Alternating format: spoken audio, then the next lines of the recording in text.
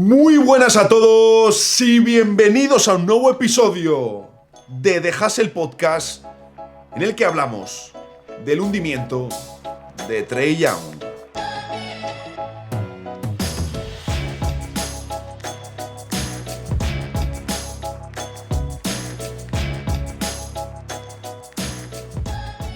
Feliz año, felices fiestas y todas esas cosas que os debería haber dicho hace varias semanas, pero efectivamente he estado fuera. Lo importante es que ya estoy de vuelta por aquí, con mucha energía, con muchas ganas y con mucha ilusión por estar de vuelta con vosotros para hablar de lo que más nos gusta, de la NBA y de baloncesto.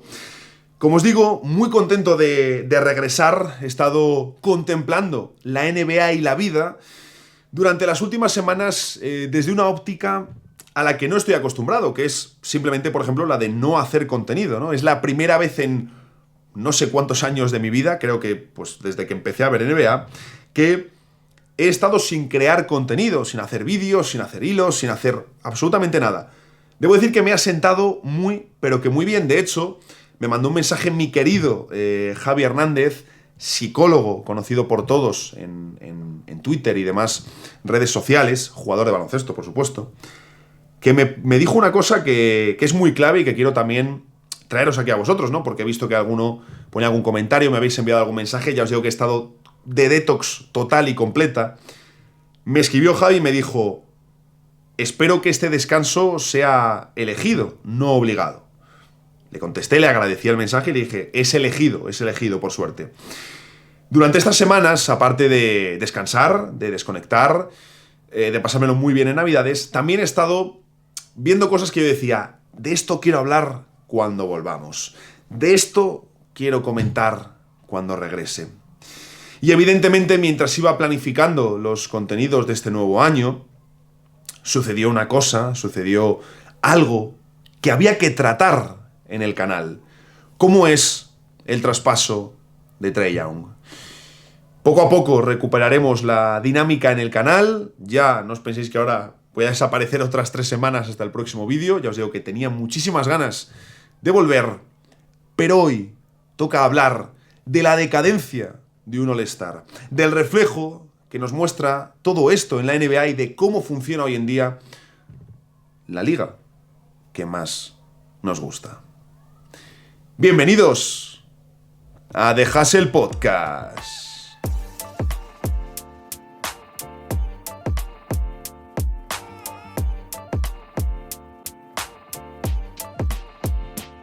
Es tremendo como un tipo que la pasada temporada promedió 24 puntos y 11,6 asistencias, líder de la NBA en asistencias por partido. 24 puntos y 11,6 asistencias, siendo All-Star con 26 años de edad. Sale por un CJ McCollum de 34 años y que termina contrato, y un jugador sólido de rotación, pero que no es ninguna locura, como Corey Kispert. Si le quitas todo el contexto, no tiene ningún sentido. No tiene ningún sentido. Piensas que es un traspaso que han hecho los Sacramento Kings o los New Orleans Pelicans. Traspaso horroroso. Pero es un traspaso muy interesante, este que hemos visto de Trae Young a los Washington Wizards. Por cierto, unos Atlanta Hawks que llevan 3 derrotas ahora bastante feas, sobre todo la última de ellas ante Boston Celtics, que les han pasado completamente por encima. Pero es muy interesante este traspaso para entender y analizar cómo una figura que llegaba a su draft, siendo para muchos, al menos en Estados Unidos, porque sabemos que no le hacen caso al baloncesto europeo, cada vez un poquito más, pero tampoco demasiado, Trae Young llegaba siendo para muchos el mejor jugador de esa clase. También siendo más veterano, más hecho, venía de ser una estrella con Oklahoma State en la universidad, y para muchos era el mejor jugador de esa clase. Un jugador, o al menos el mejor jugador norteamericano, porque al final teníamos varios extranjeros y sobre todo 2 talentos internacionales que estaban proyectados muy arriba, como Luka Doncic y DeAndre Ayton. Como os digo, Trae Young, para muchos, el mejor norteamericano de esa clase. Un jugador que en la misma noche del draft fue utilizado por Dallas para el traspaso de Doncic. Un jugador que en los primeros playoffs que le vimos, se convirtió en el villano del Madison Square Garden cuando hizo capitular a los Knicks. Sus primeros playoffs y los mejores con Atlanta, porque fue precisamente esa edición en el que el proyecto de los Hawks, que tenía muy buena pinta por aquel entonces, llegó a las finales de Conferencia Este. Y desde entonces, cuesta abajo y sin frenos. Esa ha sido la realidad. Hubo un tiempo, fijaros, iluso de mí, que pensaba que Trae Young no estaba tan lejos de Luka Doncic. También parece que no, pero la NBA en poco tiempo ha cambiado mucho. Fui un iluso, evidentemente, pero es que estamos en un momento complicado, muy complicado para la carrera de Trae Young. Este traspaso al final, el final de la era Young en Atlanta, que no ha sido brillante, aunque va a guardar la afición un gran recuerdo del jugador, este traspaso confirma muchas cosas que ya sabíamos, pero que verdaderamente tampoco nos sorprenden. Tampoco nos sorprenden. Y tampoco nos sorprende el hecho de que traspasen a un tío que fue All-Star el año pasado promediando 26-12 o 24-12. Con 26 años creo que ahí me he liado con el 26 y 24 puntos efectivamente. 24 puntos y 12 asistencias. Le traspasan por un expiring de 34 años y un jugador de rotación que lo mismo un día juega 25 y otro día juega 10. Y no nos sorprende. No nos sorprende, no nos choca. De hecho, lo extraño, lo que nos hubiese sorprendido de verdad, es ver a los Wizards entregando activos de valor por Trae Young, que también evidentemente sabemos, termina contrato, tiene esa opción de jugador. Ahora comentamos un poquito esto. Evidentemente el traspaso abre un nuevo capítulo para el jugador, para Trae Young, también para Atlanta y por supuesto para los Wizards, pero en concreto para Trae, se trata del capítulo más importante de su carrera. Y quiero pasar por 3 puntos clave, porque además lo bueno de no haber reaccionado al traspaso de Trae Young al momento, al día siguiente, es que siempre te permite contemplar y analizar las cosas con un poquito más de calma, con un poquito más de cabeza fría. Y a mí una de las primeras cosas que me llamaba la atención de todo esto, del traspaso, de este reinicio para Atlanta, es precisamente la descomposición que ha vivido el proyecto de los Hawks. Es una cosa salvaje. Y me puse a revisar el equipo de esas finales de Conferencia Este de 2021. Un equipo que tenía varios jugadores protagonistas principales, ¿no? Evidentemente Trae Young, Bogdan Bogdanovic, John Collins, Clint Capela, Kevin Huerter, pero también estaban DeAndre Hunter, Cam Reddish, que empiezan muy bien esos playoffs, pero sufre una lesión y apenas juega, creo que son 4 partidos. Danilo Gallinari, que era el veterano más importante que tenían en rotación. También andaba por ahí Lou Williams, pero ya con un papel menos destacado. Y he dicho, vale, vamos a mirar qué sucedió con los jugadores importantes de ese proyecto. ¿Qué ha hecho Atlanta? ¿Cómo ha gestionado esa visita que tuvieron a las finales del Este? Danilo Gallinari fue utilizado en el traspaso de DeJounte Murray, un traspaso del que ahora también tenemos que hablar, junto con 3 primeras rondas. 3 primeras rondas. Que les queda por entregar el swap de 2026, ¿de acuerdo? O sea, este próximo draft tiene ahí un swap San Antonio con Atlanta. Y luego la primera ronda de 2027. Es decir, también Atlanta Hawks está en un momento, está en un contexto en el que no puede estanquear. Y esto ya lo hemos visto con otros equipos. Véase Milwaukee Bucks con todo el tema ahora de Giannis Antetokounmpo, que también sabemos que terminará saliendo. O el caso de Phoenix Suns. Si tú durante los años de competir entregas rondas y no te sale el proyecto como tú esperabas, luego no puedes tanquear, lo cual evidentemente pues es una putada para el proyecto. Es una putada para el proyecto y al mismo tiempo una buena noticia para la NBA, porque así no tienes equipos entregados al tanking y tienes equipos que, por cojones, están obligados a competir, no les queda otra. Y muchas veces los equipos, hasta que no están obligados a competir y no se encuentran entre la espada y la pared, no hacen todo lo necesario o todo lo que deberían para competir.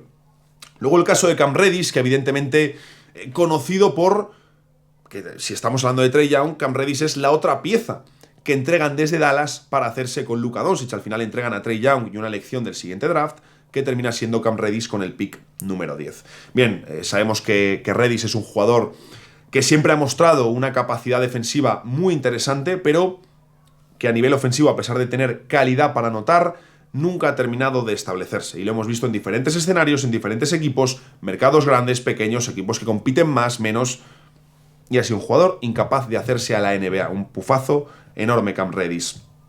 Pues bien, Atlanta decidió ya quitárselo de encima y le traspasaron junto a 2 segundas rondas, que por curiosidad una de ellas luego ha terminado siendo a Douciero, el rookie de este año de Los Ángeles Lakers, y le enviaron a los New York Knicks, que fue el primer equipo que decidió tratar de apostar por este jugador, por el bueno de Reddish.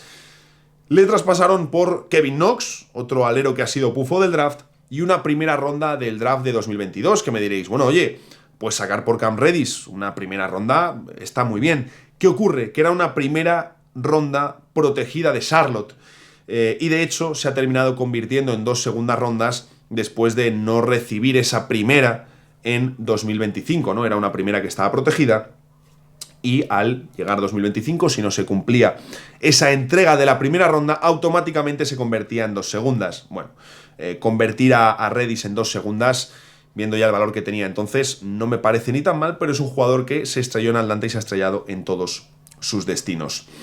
DeAndre Hunter. Este me parece con diferencia uno de los peores acuerdos de Atlanta, que tienen bastantes, como ahora veremos. DeAndre Hunter, traspasado a Cleveland, lo vimos la pasada temporada, por Caris LeVert, que jugó 26 partidos en Atlanta y se marchó en la agencia libre a Detroit, y luego Georges Niang. Ya está. DeAndre Hunter, que es un jugador interesante, útil, desde luego, salió por Caris LeVert, por 26 partidos de Caris LeVert y por Georges Niang. Visto así es horroroso.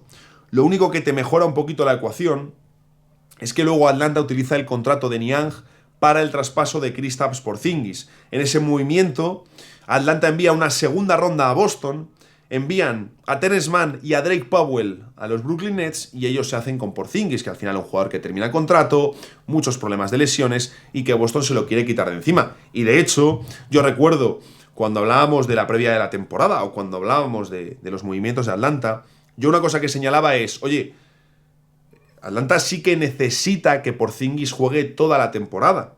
De la misma manera que Boston se podía permitir el lujo de que Porzingis no estuviese activo durante todo el curso, pero sí que lo estuviese en los playoffs. De hecho, vimos mucho la diferencia de, oye, en los playoffs de 2024 hemos ganado prácticamente sin ti, luego cuando has podido estar ha sido un factor diferencial salvaje, hemos ganado el título genial, pero en 2025 Boston sí que necesitaba a Porzingis para ganar, no le tuvieron, y lo que estamos viendo este año en Atlanta, por desgracia, es más de lo mismo con Porzingis. Cuando está disponible es un jugador que puede sumar mucho, incluso aunque no toque tanto el balón, incluso aunque no lance tanto, es un jugador que marca muchísimas diferencias solo con su presencia en cancha. Es ideal para el baloncesto de hoy en día, pero es que el amigo es incapaz de jugar. Termina contrato. Se ha estado hablando de una potencial renovación, recortando mucho su salario, pero volvemos a lo mismo. Te cambia mucho el dibujo de Atlanta si tu 4 titular es Jalen Johnson y tu 5 es Porzingis, con Onyeka Okongwu desde el banquillo, es decir, tienes un trío brutal. Así se cae Porzingis y solo tienes a Jalen Johnson y a Okongwu. Sobre todo porque el resto de jugadores interiores que tienes todavía son demasiado jovencitos y no reciben confianza, como es el caso a Newell, aunque estamos viendo a Mohamed Gueye entrar. Y bueno, lo cierto es que creo que es un jugador bastante apañado, bastante interesante, pero que no hay comparación. No hay comparación del Johnson, Porzingis, Okongwu al Johnson, Okongwu, Gueye. No es lo mismo. Lo dicho, después del traspaso de DeAndre Hunter a Cleveland, que al menos lo arreglan con lo de Georges Niang, tenemos el traspaso de Kevin Huerter a los Sacramento Kings, que además fue la primera pieza que salió de la ecuación, al menos de las importantes, ¿no? Gallinari era un jugador más secundario. Le envían a los Kings por Mo Harkless y Justin Holiday, es decir, 2 fillers de manual, junto a la primera ronda de 2025, que esta primera ronda de 2025 es la famosísima elección de Derek Quinn, que es elegido con el pick número 13 y traspasado a los New Orleans Pelicans por Asa Newell, el rookie que este año tiene un papel muy secundario, pick 23 del draft, y la primera ronda de los Pelicans del 2026. Así que este acuerdo es muy interesante, muy positivo para Atlanta Hawks, porque primero ellos querían mover a Kevin Huerter, consiguieron una primera ronda y esa primera ronda ha terminado realizando un negocio fantástico para ellos. Y Clint Capela, que aunque termina incluido en el mega traspaso de Kevin Durant, lo cierto es que él se marcha en la agencia libre a Houston Rockets. Luego es incluido en ese acuerdo, pero él se marchó en la agencia libre. Además, un jugador que ha hecho Houston, Atlanta, Houston. Esa ha sido su carrera. Otro de los peores movimientos es, sin ninguna duda, el de John Collins. Un jugador que, es cierto, empezó su carrera de forma salvaje. De hecho, es que lo voy a mirar mientras grabo, porque hubo un momento que John Collins se le veía como uno de los mejores interiores jóvenes de la NBA y tenía todo el sentido del mundo. Es cierto que a nivel defensivo dejaba muchísimas dudas, y yo recuerdo que desde los primeros años del proyecto de Atlanta ya se hablaba de los problemas defensivos que iba a tener el proyecto con Trae Young y con John Collins. Pero ¿qué ocurre? Que este jugador, en su tercera temporada, que es la anterior a las finales de conferencia, cuando ya los Hawks empiezan a competir un poquito más, promedia 21,6 puntos y 10,1 rebotes por partido, lanzando, por ejemplo, un 40% en triples. No ese es el año en el que decimos, ostras, cuidado que aquí Atlanta puede tener en John Collins a uno de los mejores ala pivots de los próximos años. Bueno, esa fue la mejor temporada de su carrera. Es cierto que luego un año con Utah le vimos también producir muchos puntos, pero ya en un escenario muy diferente. Es cierto que Collins toca un punto de muchísimo valor, de cuando un jugador así empezamos a ver de rumores de los Lakers tendrían interés en John Collins, es porque ese jugador es interesante, es interesante. 2020-2021 fue su techo en cuanto a valor, y de ahí en adelante, hasta que sale de la franquicia, han sido años complicados para Collins, porque iba dejando dudas, no iba dejando certezas, y mientras tanto estaba inmerso completamente en rumores de traspaso. Y termina saliendo por un precio que es irrisorio, irrisorio. Le mandan a Utah Jazz por Rudy Gay y una segunda ronda. De hecho, Rudy Gay no llega ni siquiera a jugar porque es cortado y se retira. Así que cambian a John Collins por una segunda ronda. Bueno, pero es que tenía un contrato muy grande, entonces lo quería... Sí, yo entiendo el contexto. Lo que critico es que Atlanta, como le ha pasado en muchas ocasiones durante este proyecto, ha tardado demasiado en mover jugadores. Y cuando no han tardado, como fue el caso de Kevin Huerter, han obtenido un valor interesante incluso más allá del traspaso del pick de Derrick Queen. Si estos Atlanta Hawks tuviesen a Derrick Queen en plantilla, estaría jugando. No tanto como en Nueva Orleans, pero estaría teniendo minutos. ¿Qué ocurre? Tardaron demasiado. Y claro, he dicho, vale, voy a buscar en el momento de máximo valor de Collins qué se estaba hablando que Atlanta pedía por el jugador. Pues mirad, a partir de 2019 ya encontramos rumores que vinculan al jugador con Los Ángeles Lakers.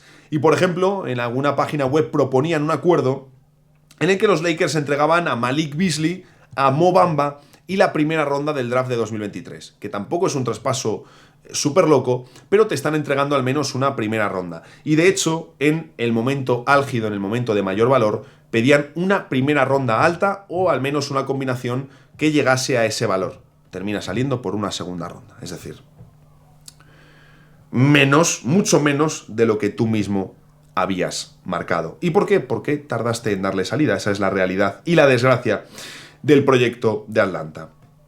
Seguimos porque todavía nos queda un traspaso. Es que hasta el de Trae Young actual, es que este se entiende mejor que otros, pero el traspaso de Bogdan Bogdanovic, un jugador que empieza su carrera en Sacramento Kings, llega a los Atlanta Hawks, en Atlanta deja años de muchísimo rendimiento y termina saliendo por la puerta de atrás en un traspaso complicado de entender. Porque básicamente lo que vemos es a Bogdanovic salir hacia Los Ángeles Clippers en el deadline de 2025 junto a una segunda ronda por Bones Highland, que ya no está en el equipo, y por Terence Mann, que ya no está en el equipo. Es cierto que a Terence Mann con ese contrato le incluyen en el acuerdo de Porzingis y en muchas ocasiones también se nos escapa o no tenemos información, y no me sorprendería que Atlanta ya fuese, cuando realiza el movimiento de Terence Mann y el movimiento de Georges Niang, que ya estuviesen pensando en ir a por Kristaps Porzingis. Me sorprendería muy poco, y que tuviesen los números cuadrados. Incluso que en Boston supiesen que Atlanta iba a ir o iba a pujar por Porzingis. No me sorprendería nada.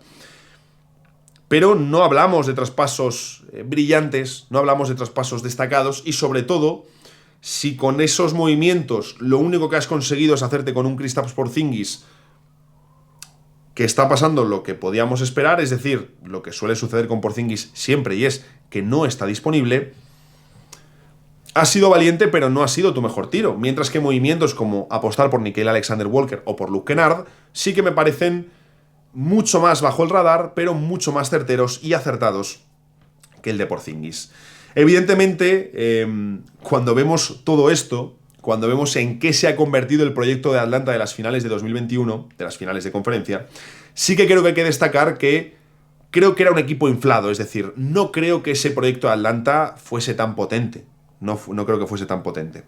Creo que no eran para tanto, creo que ni siquiera eran para llegar a finales de conferencia. Esto para empezar. De hecho, vemos llegar a las finales de conferencia por la destrucción y el hundimiento absoluto del proyecto de Filadelfia con Ben Simmons, ¿no? Es ese mítico año, el del mate no mate. Pero claro, ¿qué ocurre? Después de las finales de 2021, que era el momento como para fortalecer ese proyecto, lo que vemos es, primero, que la apuesta principal que tú realizas, que es el traspaso de DeJounte Murray, es un fiasco total. Un fiasco total la llegada de DeJounte Murray. No porque no funcione el jugador, no porque no ofrezca buen rendimiento, sino porque Murray y Trae Young no consiguieron ni alimentarse, ni mejorarse, ni equilibrarse, ni hacer mejor al equipo. Era ir turnándose, básicamente. Que esto conecta de forma directa con los rumores de movidas, con los rumores de tensión interna que había en el proyecto, unido a la devaluación de las dos principales piezas, de tus dos piedras fundacionales como son John Collins y Trae Young, que viven unos años de devaluación constante hasta sus salidas de la franquicia. Y en definitiva, además de malos movimientos, evidentemente, y en definitiva, un equipo instalado en la mediocridad, porque si un término define, si un adjetivo nos viene a resumir lo que han sido los Hawks de Atlanta, los Hawks de Trae Young, iba a decir los Hawks de Atlanta Hawks, los Hawks de Trae Young, durante los años posteriores a las finales de 2021, la palabra es mediocre. Mediocre. Un equipo cuya plantilla te daba para mucho más, porque además ha habido años en los que tenían el componente físico de su lado, y no hemos visto nada más que mediocridad. Hay muchísima responsabilidad de la directiva anterior. La directiva anterior de Atlanta, con Landry Fields, leyenda de los New York Knicks al frente, que es cierto que cuando él llega ya habían hecho el traspaso de DeJounte Murray. Dicho esto, cuando Atlanta hace el traspaso de DeJounte Murray, esto se ve como un ostras, estás metiendo a uno de los mejores bases jóvenes de la NBA, que además antes de lesionarse nos estaba mostrando que era élite defensiva, y le estás poniendo al lado de Trae Young, que tiene unas carencias defensivas enormes. Por lo tanto, este traspaso va a permitir reforzar lo peor de Trae Young, que es su agujero defensivo, y también al mismo tiempo debería obligar a Trae Young a jugar sin balón. Sin balón. Que esto es una cosa que se ha repetido hasta la saciedad. Pero es que esto no fue así. Esto no fue así. Como os digo, cuando Landry Fields llega, el traspaso de DeJounte Murray ya estaba hecho, y también hay que decirlo que hasta cierto punto ha tenido mala suerte. Mala suerte. Por ejemplo, llevándose el número 1 del draft de Zaccharie Risacher. Es que hasta para eso Atlanta ha tenido mala suerte. Emparedados entre dos drafts en que dices, ostras, si me llevaba el número 1 del año anterior, me llevaba a Victor Wembanyama. Si me llevaba el número 1 del draft del año siguiente, me hacían Cooper Flagg. Y yo me echo con Zaccharie Risacher. De hecho, en las últimas semanas también hemos visto que Atlanta estaba dispuesto a incluir a Risacher en un potencial traspaso por Anthony Davis. Y mucha gente dice, ostras, pero ¿por qué quieren rendirse tan pronto con un jugador tan joven? Por una cuestión muy sencilla. El salario de Risacher es una auténtica locura, y es un jugador que muy probablemente no va a ser All-Star nunca en su carrera. Un jugador muy sólido, un jugador que tendrá una carrera larga en la NBA, un jugador con el físico, con la mecánica, todavía irregular, todavía inconsistente, evidentemente, pero no es un número 1 del draft Zaccharie Risacher, y no va a ser ni de coña el mejor jugador de su clase. Esa es la realidad de Atlanta Hawks, que hasta para eso tuvieron mala suerte. Porque dices, ostras, te estás llevando un número 1. Lo ideal hubiese sido poder bajar en ese draft, hacer un trade down. Pero claro, el problema no es, aparte de que aciertes y te lleves al mejor talento y le desarrolles muy bien, ya no es solo eso, sino que es que está partiendo con el salario de un número uno del draft. Tiene un salario enorme la próxima temporada, 17 millones de dólares, Zachary Risacher. Un salario brutal. El segundo punto, y que me parece más interesante, es la pérdida de la categoría de estrella. Esto evidentemente enfocado en Trae Young. Fijaros, en enero de 2021, antes de las finales de conferencia que alcanzaron, ya aparecen las primeras informaciones hablándonos de problemas internos, de disputas, sobre todo entre John Collins y Trae Young. Y fue Collins quien expresó su frustración con el estilo ofensivo de Trae Young. Había tensión en el vestuario. Trae Young dijo no estar de acuerdo porque Collins lo que venía a decir era que el ataque se centraba y se reducía al bote de Trae Young. Y ya está, y que no había más. Como os digo, Trae dijo que no estaba de acuerdo, claro, que iba a decir. Y Capela, Clint Capela, expresó que se sentía como John Collins.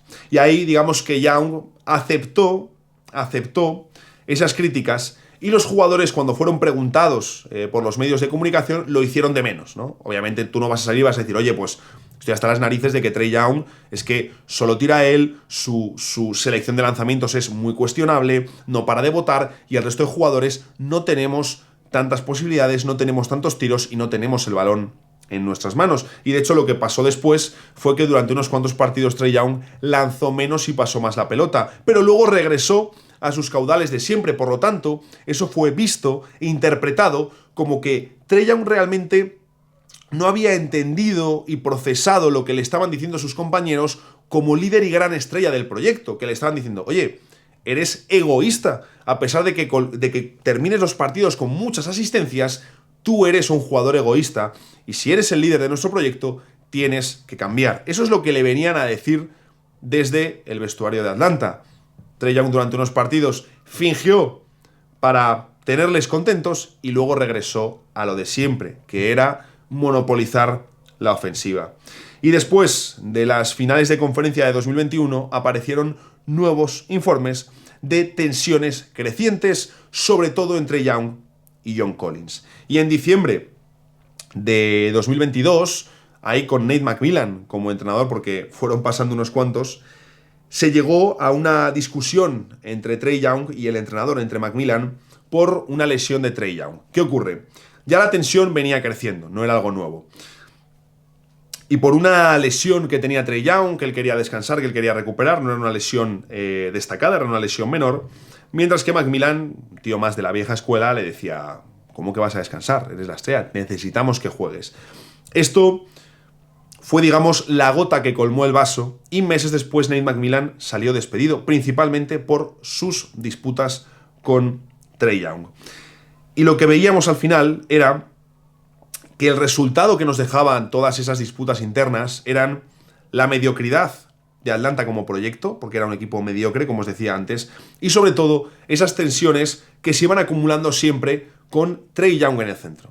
Ya fuese con, en teoría, la coestrella del proyecto como era John Collins, o fuese con el entrenador de turno, en este caso Nate McMillan.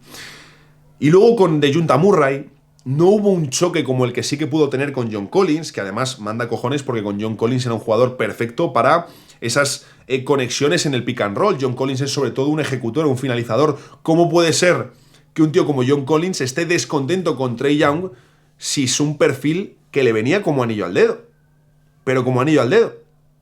Pues porque Trae Young monopoliza en exceso el ataque, y si esto a veces se habla con Luka Doncic, si además él es un jugador cuya selección de lanzamientos es peor, que tiene menos acierto en tiro, y que sí que destila, a pesar de que pueda terminar con más asistencias, sí que destila un verdadero egoísmo, eso como líder del equipo es que para tus compañeros es horroroso y hace que tu equipo sea más predecible en ataque y más fácil de defender, como hemos visto en algunas ocasiones en playoffs, donde simplemente ahogando a Trae Young ahogabas a Atlanta Hawks, porque no habían trabajado durante la temporada el ser un equipo más equilibrado, más balanceado, y donde otros jugadores tuviesen protagonismo. Pero al mismo tiempo, cuando Trae Young no estaba, faltaba muchísima capacidad creativa. También porque, claro, no la habías trabajado, porque te habías acostumbrado a depender de forma total de lo que hacía Young en ataque. Como os digo, el hecho de que Dejunta Murray y Trae Young no funcionasen no fue tanto por un choque como el con el que pudo tener con John Collins, pero la realidad es que no se entendieron y el estilo de ambos colisionó. En una NBA donde pesa muchísimo el tener playmakers, el tener creadores, el tener un jugador al que le puedas dar la pelota y resolver, parecía ideal que Atlanta tuviese al lado de su gran estrella otro gran playmaker, pero en este caso un base de más tamaño, de mayor presencia y que podía contrarrestar todos sus problemas defensivos.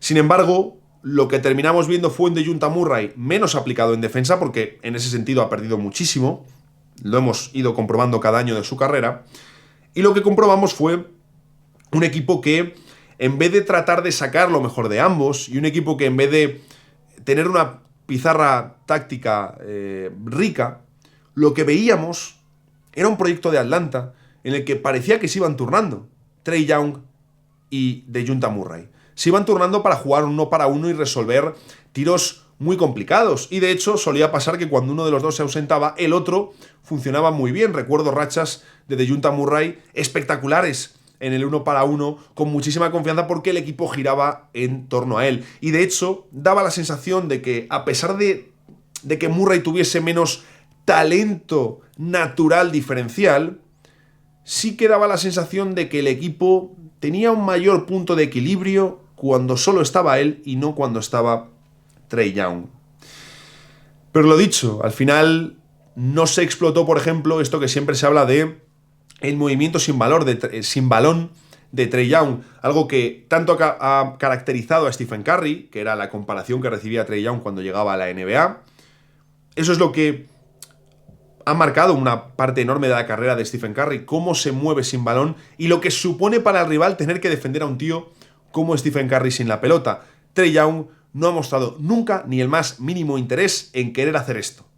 Y esto es un problema enorme, porque claro, tú quieres ser Stephen Curry, pero no has trabajado ni has hecho el recorrido que ha hecho este jugador. Entonces, tenemos un problema. Y eso se vio en Atlanta.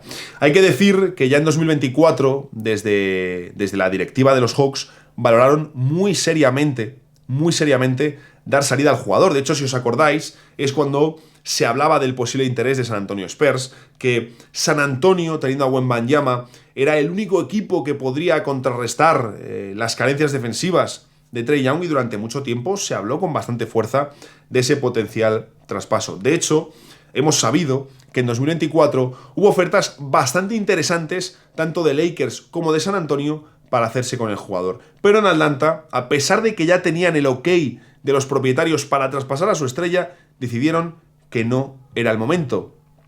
Cagada.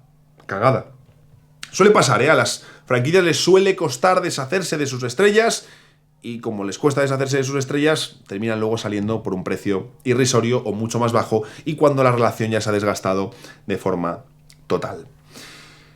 Hubo dudas con la extensión de Trae Young, porque claro, se acercaba el final de su contrato, y había dudas respecto a si uno podía ser candidato con Trae Young como gran estrella, por sus problemas de liderazgo, por sus problemas defensivos, por el estilo ofensivo. Y luego viendo que además esta temporada, quitando ahora estas 3 derrotas horrorosas, Atlanta durante varios momentos de la temporada, a pesar de que otra vez vuelven a ser un equipo mediocre y otra vez vuelve a ser un equipo que no termina de afianzarse, que tiene rachas buenas y rachas malas, ya lo único que faltaba en el ataúd de Trae Young en Atlanta era ver a un equipo que funcionaba mejor sin él que con él. Que sí, sin él les falta mucha capacidad de creación ofensiva, porque al menos la salida de Dejunta Murray sí que permitió la llegada de Dyson Daniels, un jugador que sí que permitió tener verdadero equilibrio al lado de Trae Young, pero un jugador que está muy limitado en la parcela ofensiva. Esta es la realidad con el australiano. Pero claro, ya no había vuelta atrás. Ya en el momento que Atlanta empieza a funcionar mejor sin Trae Young, ya no es tanto por cómo se pueda explicar a nivel táctico o a nivel de claves o a nivel de quintetos o de gestión, sino la sensación interna de esto se ha terminado. Y efectivamente, así ha sido. Y tercero, la apuesta de Washington Wizards. He leído mucho durante las últimas semanas que bueno, que Washington no da nada y que pueden ganar mucho. No, esa época ya terminó.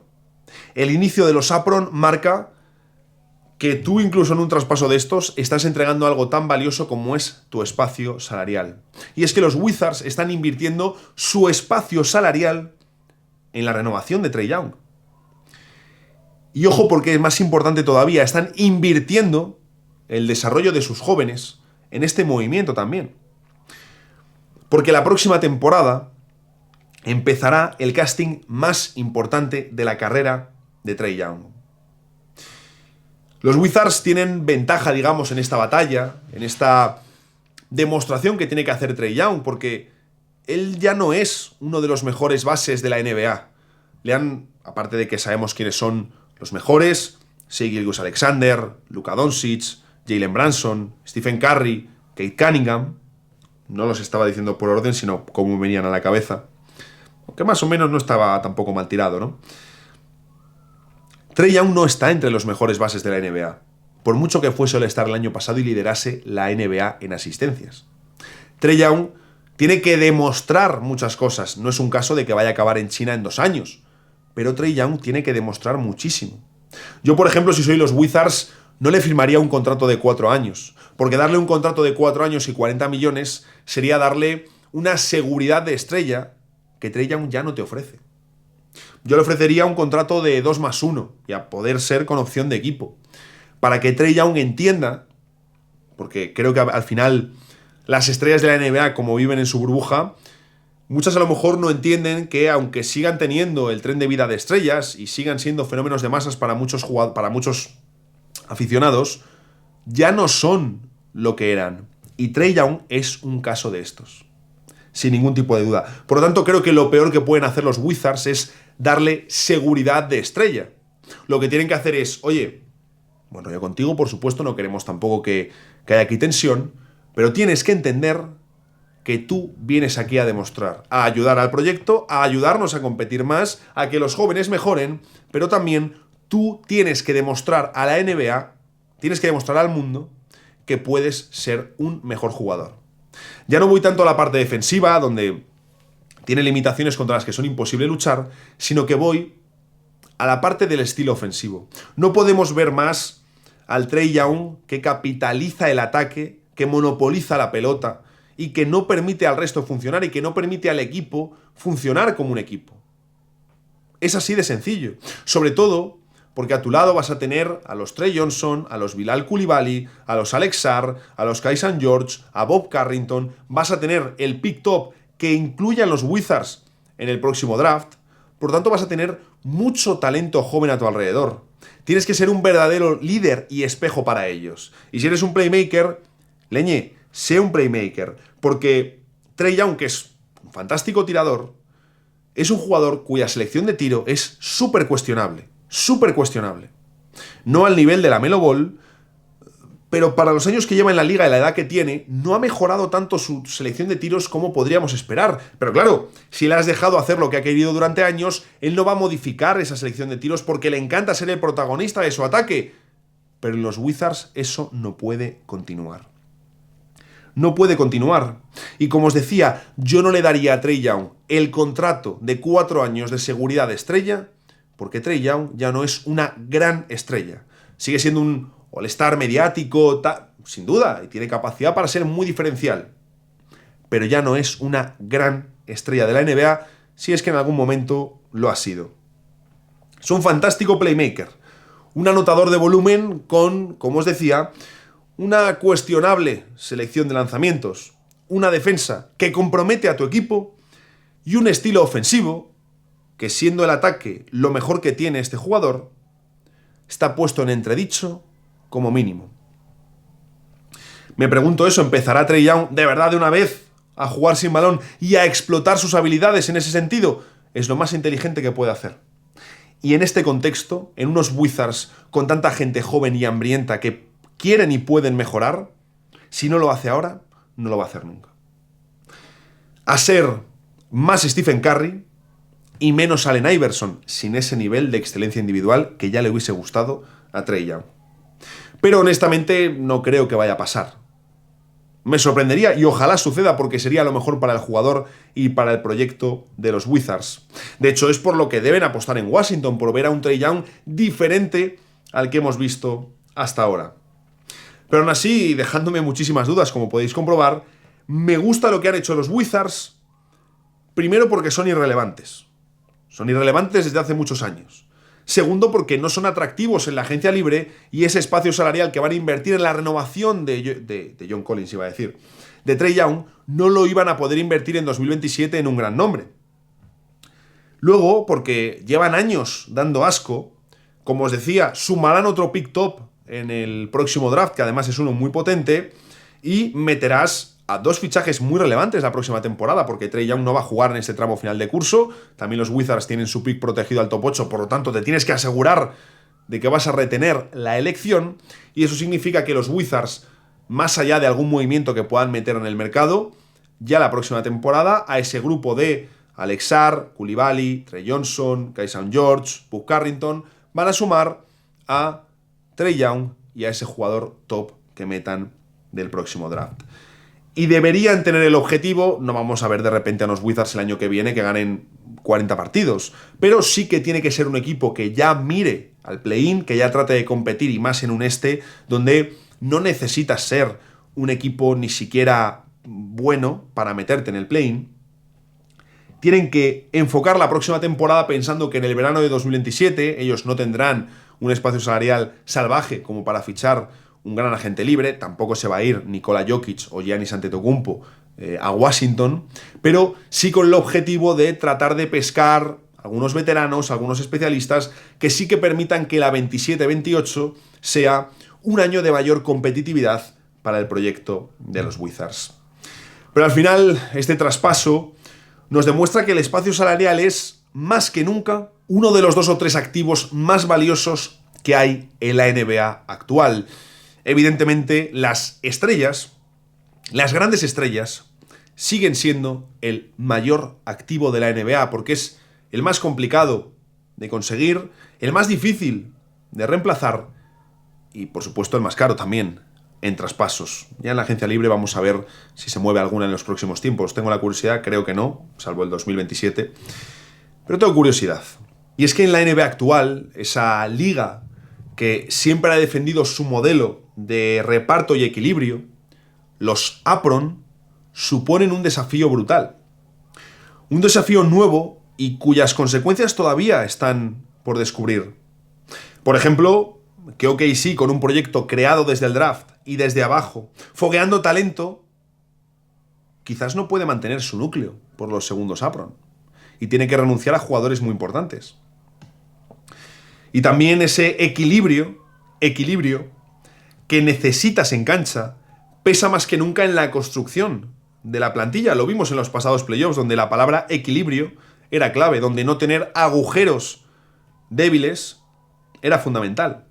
Pero es que pesa en la construcción de la plantilla y pesa también en los libros de salario, hasta el punto de que vemos a un equipo quitarse de encima a un All-Star por un expiring y un jugador de rotación, para tener equilibrio sobre la cancha y equilibrio en los libros de salarios. Así que la nueva NBA queda reflejada a la perfección en este traspaso de Trae Young, porque un jugador de tanto talento, de tanta capacidad, siempre lo hubiese querido cualquier equipo, pero quizás hoy en día te compensa tener más jugadores de menos talento, pero que sean más equilibrados en su ataque y su defensa, que puedan hacer más cosas, que no vayan a ser un punto débil para que el rival diga, oye, podemos ahogar su ataque aislándole, porque solo bota la pelota y solo tira él, y luego además en defensa le vamos a dar caza porque es un punto débil. Equilibrio, esa palabra que marca la nueva NBA de los APRON. Y ojo, porque además también seguro que en las próximas semanas, bueno, en febrero tenemos el cierre del mercado de traspasos, seguro que va a ser un mes muy interesante y tendremos más. Tendremos el traspaso de Jonathan Kuminga, tendremos el traspaso de Ja Morant, tendremos el traspaso de Anthony Davis, en principio también vamos en esa dirección, y veremos si el de Giannis Antetokounmpo se da ahora, que la situación en Milwaukee está muy tensa, o si se da en verano. Pero lo de Giannis, vamos, huele muy mal desde hace tiempo y está condenado a salir de Milwaukee. Lo dicho, tenía muchas ganas de volver a grabar, de recuperar la rutina de vídeos, de volver a charlar con vosotros, en este caso, del traspaso de Trae Young, y en este tramo en el que vamos a la segunda mitad de temporada, a la que viene más cargada, en la que tenemos, como os digo, ese cierre del mercado de traspasos, que siempre nos deja muchas cosas muy interesantes. Tenemos, por supuesto, el All-Star, donde podemos hablar de qué jugadores merecen o no merecen la plaza, en un año que además va a ser muy interesante también por la cantidad de lesiones que hay en jugadores destacados. De hecho, también vemos ahora el caso de Nikola Jokic, y cómo puede quedarse sin el favoritismo al MVP porque se caiga de la carrera por una simple cuestión de no llegar al número mínimo de partidos requeridos para los premios. Y evidentemente ese tramo final de temporada donde tenemos dos clasificaciones muy ajustadas en el este y en el oeste, muchas sorpresas este año en una temporada de la NBA que está siendo muy curiosa, y todo camino a unos playoffs que estoy seguro nos van a dejar muchísimas cosas que comentar. Como siempre, os leo en comentarios y nos vemos en el próximo episodio de The Hustle Podcast.